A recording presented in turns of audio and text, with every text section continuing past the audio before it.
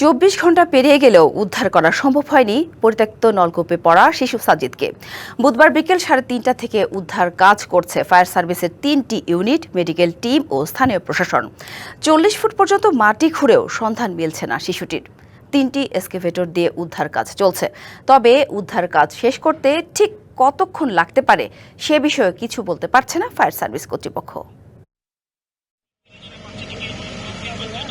পরিত্যক্ত নলকূপের অন্তত 40 ফুট গভীরে পড়েছে কোলের শিশুটিকে উদ্ধারে অভিযান চালাচ্ছে ফায়ার সার্ভিস। ভিড় করে আছেন শত শত গ্রামবাসী। সবার প্রার্থনা সপ্রাণে উদ্ধার হবে সাজিদ।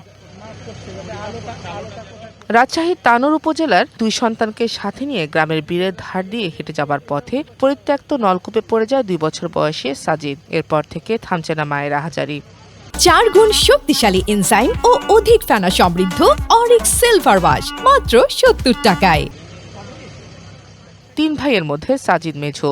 তার বাবা ঢাকায় একটি গোডাউনে শ্রমিকের কাজ করেন। বুধবার দুপুরে সাজিদ নলকূপে পড়ে যাওয়ার পর উদ্ধারের চেষ্টায় ছুটে আসেন এলাকাবাসী। সাজিদ পেছন আসতে ওই গর্তর উপরে লাড়া আছে, বাচ্চা বুঝতে পারেনি, পা দিয়া পিছলে পড়ে গেছে। টেস্টের বোরিং এর গর্ত ছিল, সেই গর্তে পড়ে গেছে, খুঁজে পাওয়া যাচ্ছে। আমি সঙ্গে সঙ্গে ফায়ার সার্ভিসে অবহিত করলাম, পরে তারা এখানে আসছে। ফায়ার সার্ভিস জানায় শিশুটিকে অক্ষত অবস্থায় উদ্ধারে চেষ্টা চলছে।